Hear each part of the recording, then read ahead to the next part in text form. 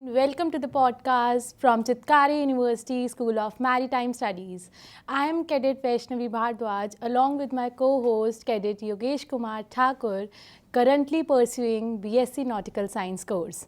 And today we are excited to have Captain M.R. Satish with us. He has a long career in shipping, lecturer in Liverpool John Moores University, and since 2016 working as a QHSC head at MMSL Pte Limited in Singapore, a company under Japanese Marubeni Group. And you know what? We are especially fascinated about his studies in human behavior like neurolinguistic programs, emotional intelligence and Enneagram, which will help the young seafarers to handle the stress and pressure on board ship. So, sir, welcome to the podcast, and we would love to dive into your introduction. So please go ahead, it would be grateful for us. Thank you so much for such a warm welcome to this lovely city of Chandigarh and Chitkara University. I started my career in 1991, but before that I was born in hinterland, Bangalore, which has got no rivers or seas. And then during one of my annual visits to different parts of the country, my mother and father took me to Kanyakumari, and that's when I thought that I wanted to join the Navy. I was not sure Indian Navy or the Merchant Navy. But then time went by, and then I was 13 at that time, in my 7th standard. And time went by, and then I froze to Merchant Navy, and that's when I started with India Steamship as a cadet, and then I joined Fleet Management Hong Kong as a third mate and sailed with them till I got my command in 2006. And 2008 I stopped active sailing and I went on to pursue my postgraduate diploma in Maritime Operations in Liverpool John Moores University. And then I also served as the principal surveyor for one of the IG clubs under JB Boda group. And then from 2011, I'm in Singapore with Japanese ship owners.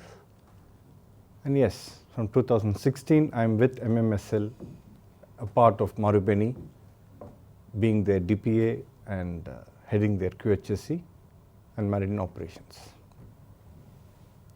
That's a brief about me, yes. Wow, sir, that's amazing. So let's begin with the podcast.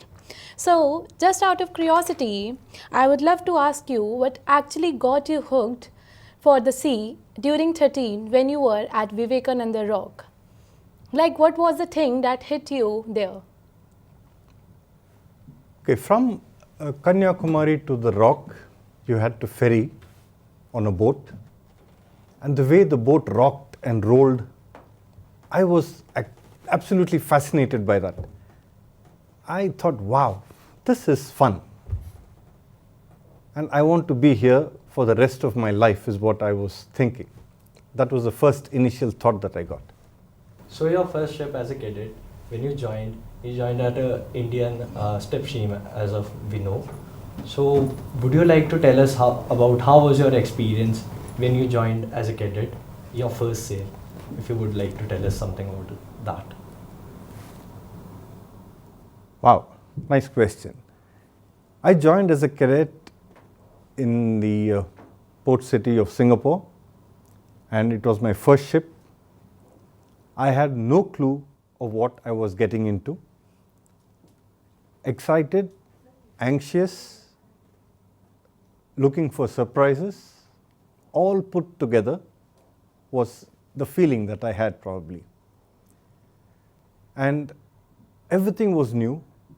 Anything I looked at was absolutely strange to me. And I said, okay, this is going to be a nice place to learn. That was my first feeling when I stepped on board the ship. Okay. So, sir, What made you decided to go for the postgraduate diploma in maritime operations, and then you end up as a lecturer for the nautical cadets there? So it was something that was planned when you were studying, or it was something that you always wanted to teach?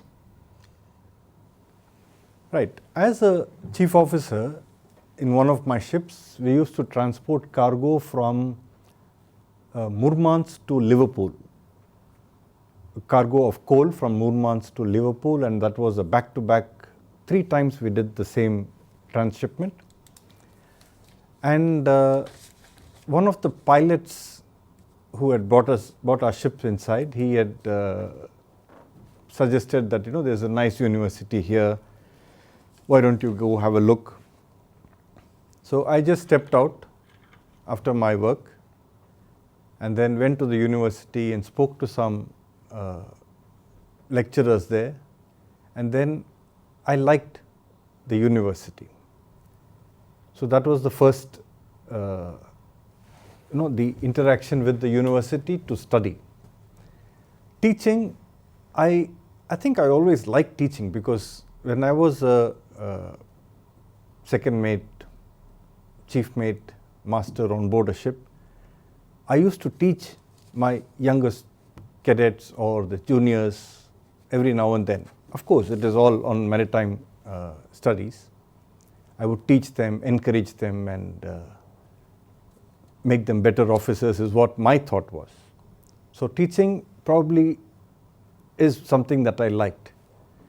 And in the university, they had some requirement for teachers, for lecturers. So I grabbed the opportunity, and I was a part-time lecturer for maritime law and insurance in the university. What made you to go deeper into NLP, Enneagram, and emotional intelligence deeper? And you also got certified in that. Is there any reason why you got into more of these things? Apart from the Merchant Navy, you left shipping totally and you just went, at first you went to the university, then you become a lecturer. That's a really different thing. And then moving on forward, then you were into all these other stuff. What was your take on that? Okay, I would like to correct you a little bit. I have not left shipping totally, because I cannot. That's the only thing I know. Okay. So, and I love, so I cannot leave it. But what I realized was the seafarers these days are getting into a lot of stress and pressure. And the best way to handle pressure and stress is to develop the art of knowing yourself, understanding the other person, and understanding the balance or the trade-off between the two, that is the us. So NLP gives the you, Enneagram gives yourself, and emotional intelligence gives the dynamics between the two. So with this, what I intend to do, and I'm doing to a very large extent, is to give them tools on how to manage stress, how to understand people and live a better life and be a better seafarer and be able to walk home in 2 legs rather than being carried back home. Adding more to that, I would like to ask you, can you expand a little more on NLP as a whole thing, if that is okay with you? Okay, NLP is to understand how the other person is responding to your queries. It is neuro-linguistic programming. It started off by Dr. Richard Bandler in 1979, and it is not a scientifically proven thing yet, but a very practical approach to how you can change your state. You can manage your fears, you can motivate yourself, you can uh, you can chunk up to the other person so that you can develop a nice rapport, so that you are both on the same page, and you can have a nice kind of an interaction, nice communication and clear communication. That is what is NLP all about. As you mentioned earlier, I would like to ask you, as we are going to be the young seafarers, we are going to soon be on board, would you like to give us a key advice so that we can keep ourselves in a good mental state as a whole thing? Okay. One advice I would give is start to learn to pause before you respond.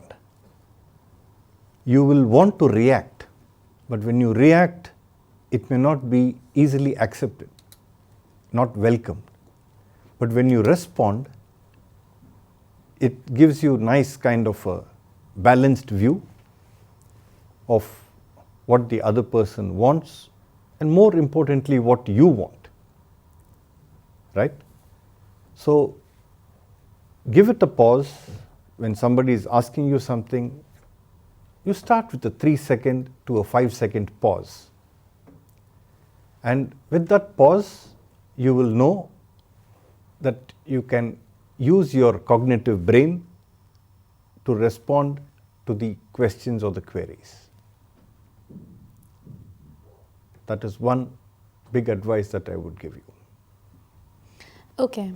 So, Captain, like from your entire experience of sea, ashore, teaching, NLP, emotional intelligence, Enneagram, so what is the one most important piece of life advice you would give to the young cadets which are going on ship nowadays, and like even to us, we are also going to be on ship someday soon?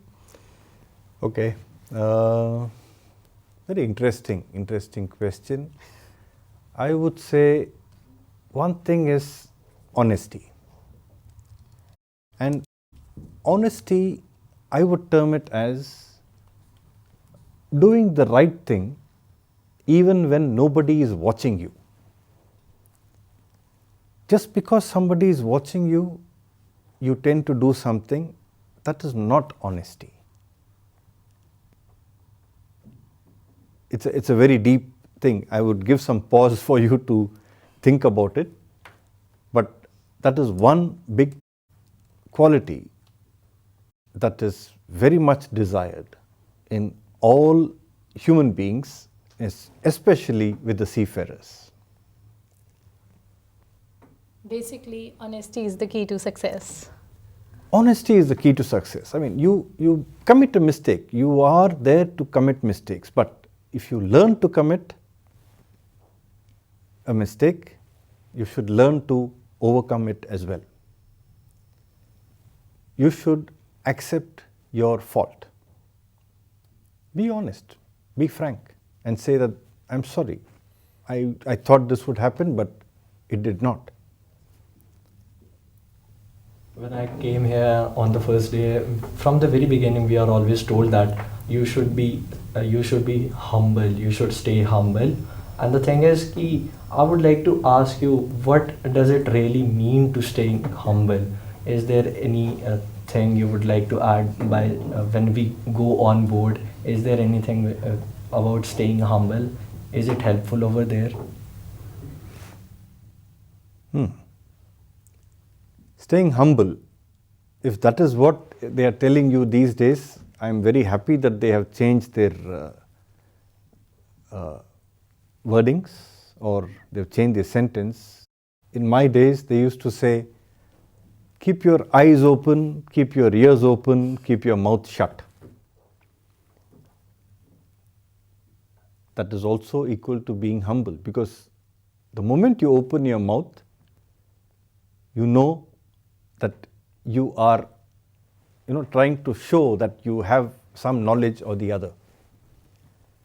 Having pride in what you know is good, yeah, but sometimes the other person would have a lot more of experience, and he may not be ready to accept what you say.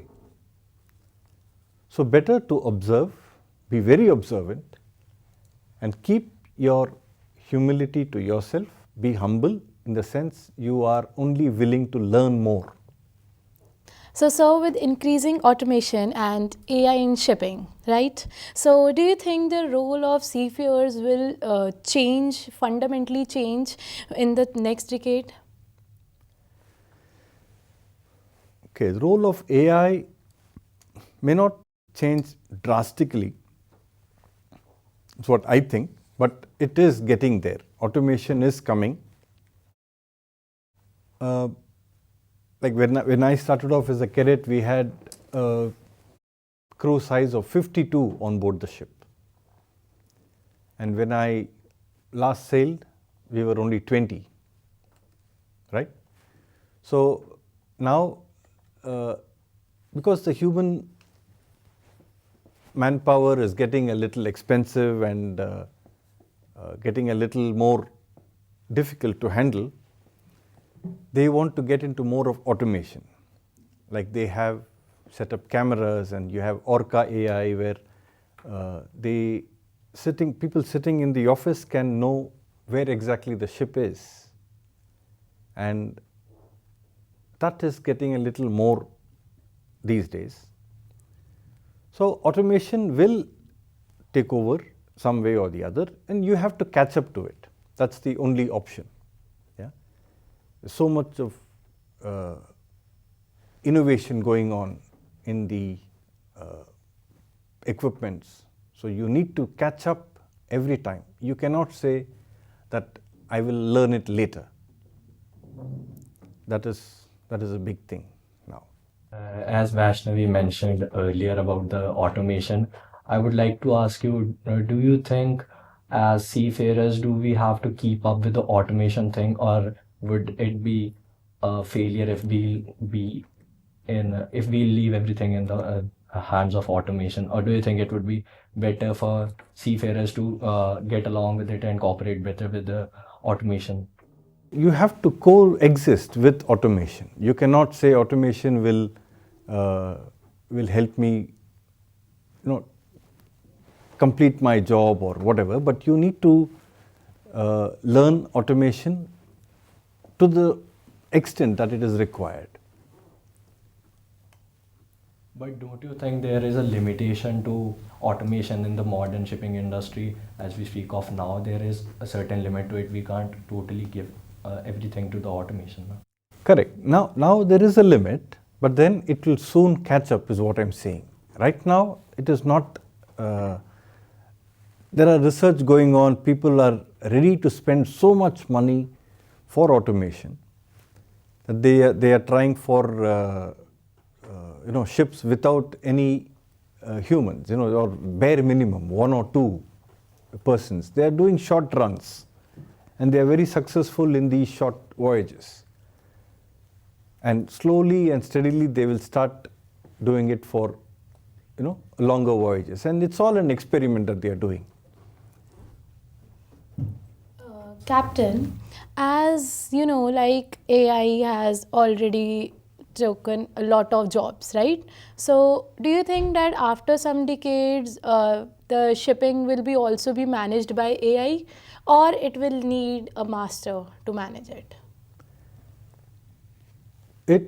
In my view, with the limited knowledge of AI, I would say that AI may not take over completely. Okay. But to a very large extent, it will take over. Okay.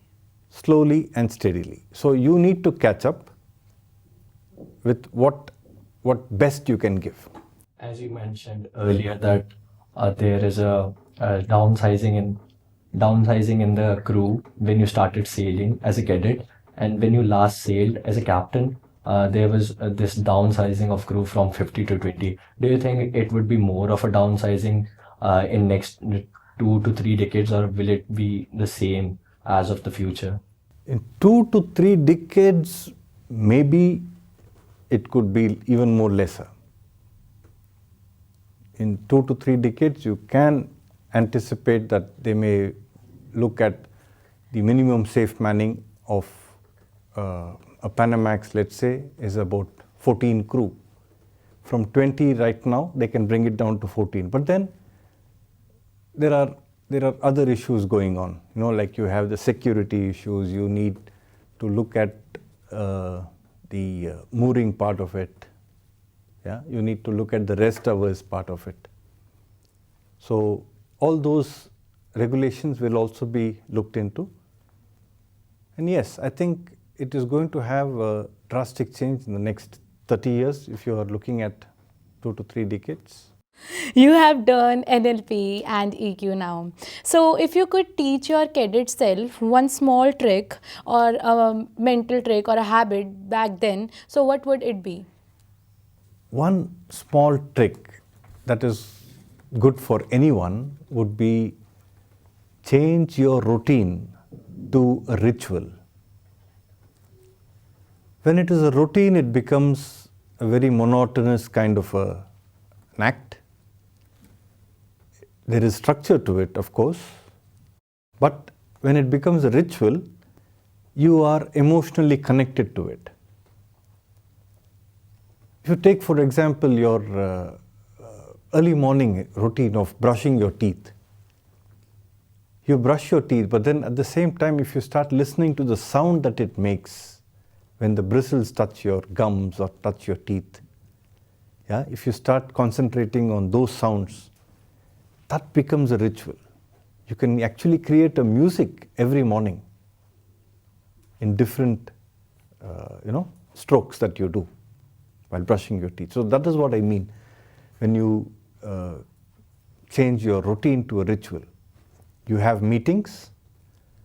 You don't say, what went wrong? You just start by saying, what can we learn from it? What have we learned from it? So that becomes a ritual, rather than trying to blame it on somebody. I would like to ask you, can you add something more to it, that when you'll see your maybe 20 or 21 years old self, would you like to tell him a piece of advice? Would you give him as a whole thing? Okay, to myself, Yeah, to as in yourself. when I was 21? Yeah, as a 21 or 20. Okay, 21 or 20. Wish I had learnt AI then. I don't think that's Yeah. a possible thing, but okay. Yeah, but yeah, I would say that I would have given myself advice that keep pace with the developing world. That was probably one of the advices I would have given to myself.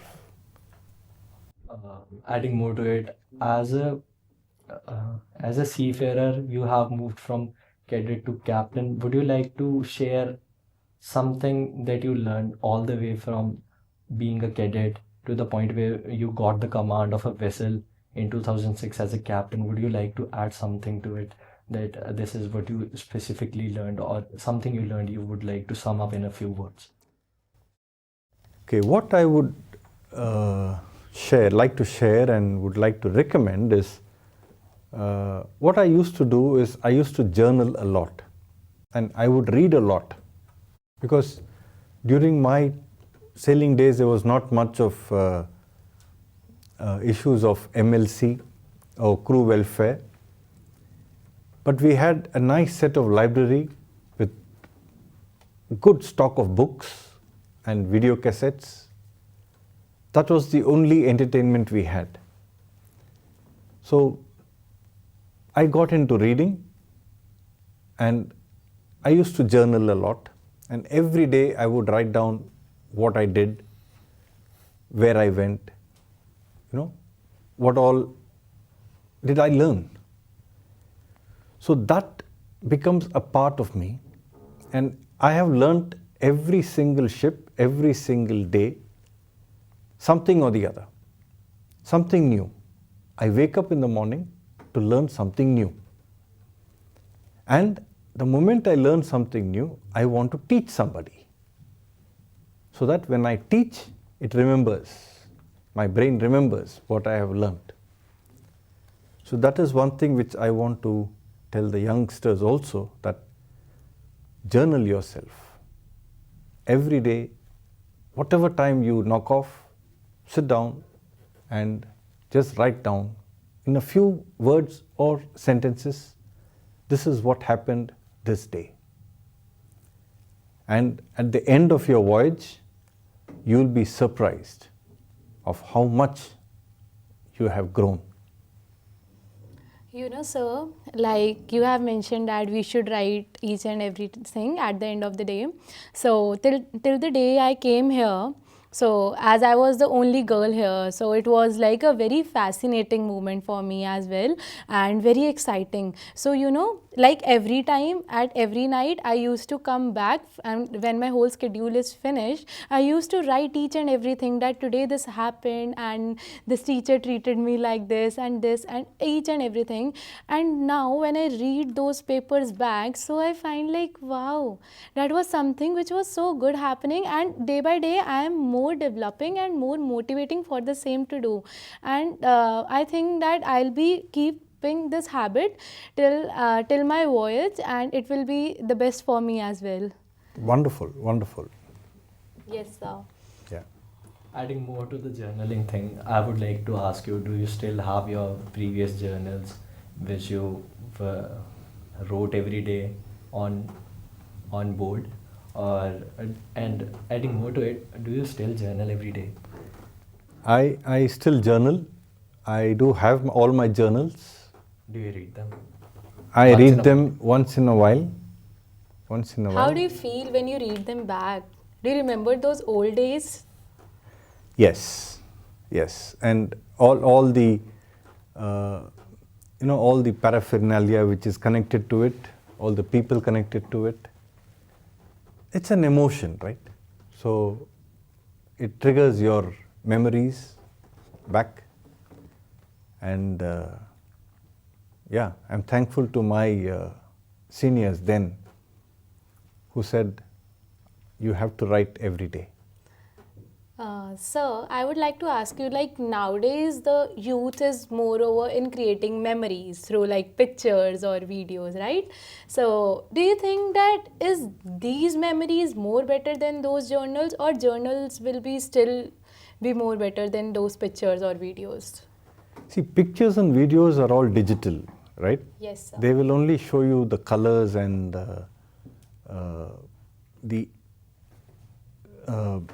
it will only show you what is being shown, right? Yes, sir. But the emotion that you run through it, that is running within you, those emotions will not be shown in the picture, not fully. You may be smiling, but you may be hurt in your leg. Yeah? Yes. Yeah? But the picture is only showing that you are smiling, but actually you are hurt. You have a twisted ankle, but you are smiling. Yeah? So when you journal, you can write that, okay, I was smiling, but I had an ankle sprain injury. So then you recollect, and your mind is one thing which cannot forget if you organize it properly. If you organize your memory properly, you can never forget it. As we speak of now, I would like to ask you, you told us that you had wonderful experience while you were sailing, but have you ever felt like there was a moment you wanted to leave sailing as a whole thing, or you were always enjoying the sailing part in your life? I would be lying if I say that I was enjoying the entire time. Yeah? No. It does not happen that way. There are times when you feel homesick. There are times when you feel lonely.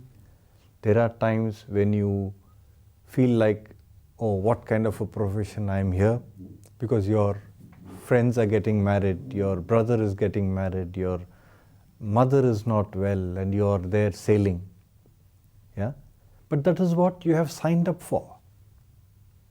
You have not only signed up for the job and the salary, you have indirectly signed up for all the good and the bad things that happens while you are not there. So that is what you should be ready. Yes, this too shall pass. There is a very old proverb, this too shall pass. happiness or sadness is not permanent. It will go. All that it requires is time. Captain, when you first put your foot like as a cadet and you went there, so obviously there will be a lot of homesickness and we'll be facing like different experiences like rough weather, long watches, peer pressures and each and everything. So how did you manage all that, and could you please share one trick for us as well, so we'll go there, we'll also be able to manage those things in a positive way? I would say that these experiences which you mentioned of homesickness and rough weather and pressures and all that is all based on every individual, how the individual takes it. I can give you one suggestion, like you start being aware of what is going on. Try to float away from yourself and see what is happening to you. Try to experience it and see what is it that you can do. Because every emotion has a meaning. There's nothing called as negative emotions. Negative emotions, we have termed it because we don't like to be fearful. We don't like to be angry. We don't like to be sad. But we like to be joyful. Yeah? Yes, sir. So every emotion has a job to do, and just experience it and you will be just fine. As you speak of now, I have heard from a lot of seafarers that, when we talk about the young guys always suffer more mentally. But I have never heard from a uh, older seafarer, older captain, or older engineer that we used to suffer like this. Why do you feel like younger generation suffer more as a whole thing? Why do they suffer more? But also they have modern means of communication. They can talk to their families. As we speak of now, we have also Starlink. Back in your days, you had nothing to talk to your family. You just when you signed off, that was the time when you could actually go there. Why do you feel younger generation suffers more when they have even the means of communication with them? What is your take on that? Okay. It is my take, and the industry may not be happy with that take. It is so much of communication that is happening is the reason for the mental health issues that we are facing on board the ships. See, you know that you cannot do anything when you are there on board the ship. Yet, you are aware of what is happening back home, be it good or something that is not so good. In both cases, you feel helpless. That helplessness gets into your bloodstream, and then that becomes anger. Anger turns to rage, stress, and young people are unable to handle that because they feel that they have not done enough service, and moreover, patience. The young ones, they feel that they need result right now, right then. Everything has a time, and it will happen. If you can wait for some time, things will happen to you. If you hurry things up, it is not always that good things will happen. If that good thing happens, it will last for a very short while. Moving on from that topic, I would like to ask you, when you were actively sailing, was there any moment from cadet to captain, was there any moment or any incident you would like to share with us that would encourage us more? Incident, could you elaborate incident? What exactly do you? In a good way, in a positive way. Like not a accident or an incident, Mhm. but like a thing where you really enjoyed. Like, yeah, this is it. This is the reason why I love sailing. This is the reason why I love sea. This is the reason why I love my crew. This is the reason. This is the reason I love to be here. Was Okay. there any moment in Oh yeah, there were many moments of such, and these moments are, it comes almost every day. Every day becomes an achievement. The moment you do something, you repair some broken equipment. On the ships, you have umpteen opportunities to do whatever you feel like. I mean, with safety and whatever is legal and everything, but you have many things that you can do, and you feel so satisfied with that once the job is completed. So that gives you immense pleasure. That is the reason why you are on board at ship actually. Do you think the modern working culture at ship on board is different than we had back then in your time? Or do you think it has evolved in a negative way or in a positive way? What do you feel like? Okay. Yeah, what I like to answer this is by looking at the resources that the young generation have. They have plenty of resources. As you mentioned, you have internet on board, so you can check via the internet. You have office staff, they also have the internet. They can also give you feedback and give you some information. But many of them, they don't know what to do with that information. That is something that we need to learn. And it so happens that people are becoming lethargic, they are very relaxed, and they lack kind of accountability. Forgive me to say so, but they know their responsibility, but they feel that they are not accountable. Because responsibility is task oriented and accountability is result oriented.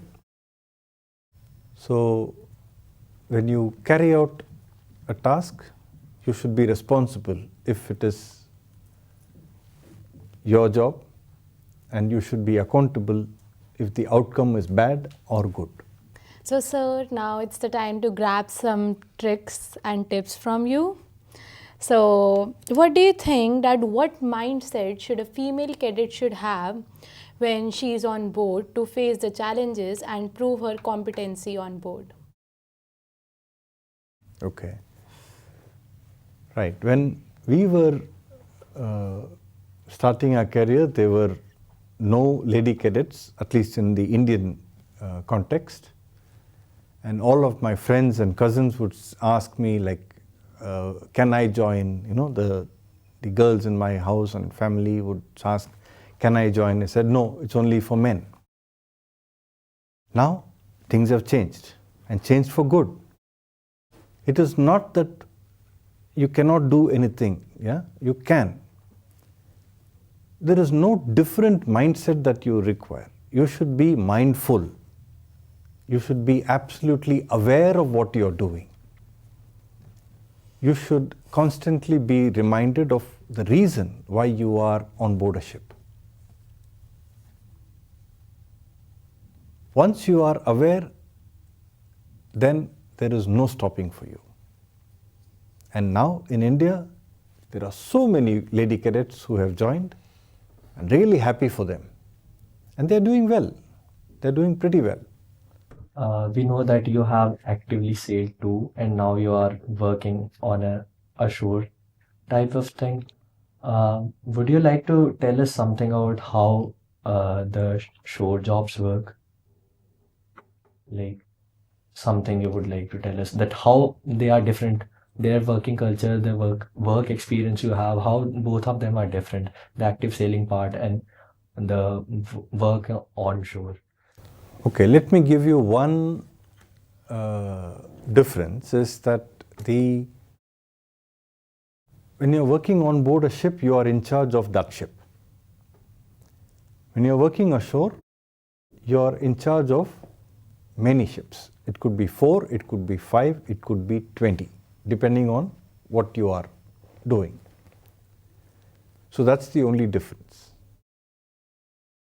So if you are able to handle one ship properly, then you should be able to multiply it times 4, times 5 when you come ashore.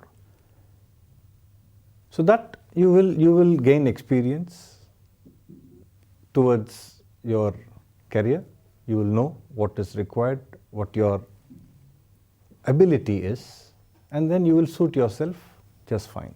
Adding more to it, which one do you prefer more? Like more of a active sailing, like a active sailor you were, or do you prefer the shore jobs now? Okay, now having been ashore for almost 20 years, I would say shore job is good. Yeah, but yes, I do miss sailing, and my job is such that I keep going to the ships, I keep visiting ships. Sometimes I do very short sailings of about 2 or 3 days. So that keeps my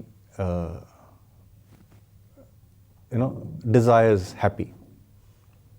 Sir, according to you, like ashore jobs are more better for females or like sailing? Because as you have mentioned that first when females used to ask you, like even your family members, that we should also go for the same thing like sailing, but they were strictly said no for the same, right? But nowadays girls are more and more coming for the same field. So do you think like sailing is something which is more better for female cadets or like ashore jobs? I would say you need to sail for some time for you to come ashore, because you need to develop that kind of a confidence, you need to develop that kind of an experience for you to handle ships from ashore. So I would say stick to what you're doing now, sail for some time, I would say 10 years. That will be a reasonable duration for you to sail and gain experience, and then you can consider looking ashore. What are you visited our campus today? What is your impression on our campus? Do you like it? Do you think the facilities that our campus is providing to the cadets here, are they preparing us for a brighter sea career? To be very honest, I was extremely impressed with all the facilities that you have here and the effort that your lecturers are taking to prepare you for sea. I only hope that all of you are able to grasp as much as possible from this facility. Okay, there could be slight variations here and there on the equipment, on the design, but the principle will remain the same. And that is what you should target at. Learn the principles, learn your foundations here thoroughly.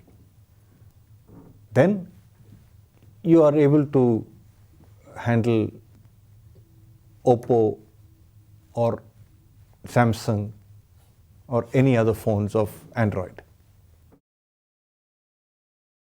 Okay, so sir, last but not the least question, we'll be having more talk with you soon. So as you have visited our campus, watched our guard of honor and each and everything, right? So what stood you out the most about our campus? What stood out the most? Okay, I would say the entire facility, I mean the expanse of it, and it had a nice flow.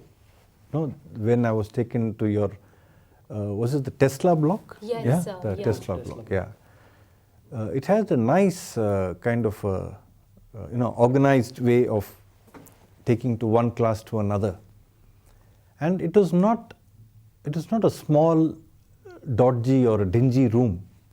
It was massive, huge. That facility is something that is appreciable. It was so nice talking to you and getting more tips and tricks, and even thank you so much for your valuable time and your tricks which you shared with us. It was lovely meeting to you. Thank you. I Thank you hope so much. like to interact the amount we love to interact with you. We learned so many things, the new things. I hope you also like to interact with us. Sure, sure. Yeah. I hope it was a really good experience for you. And we'll Oh. be going to mark your key points as you have mentioned in this podcast, and we'll be just following it till our voyage and all our sailing life. And yeah, thank you so much for each and every point and trick and tips which you have shared, and especially your experience and your knowledge. Thank you so much, sir. Now it's Thank you.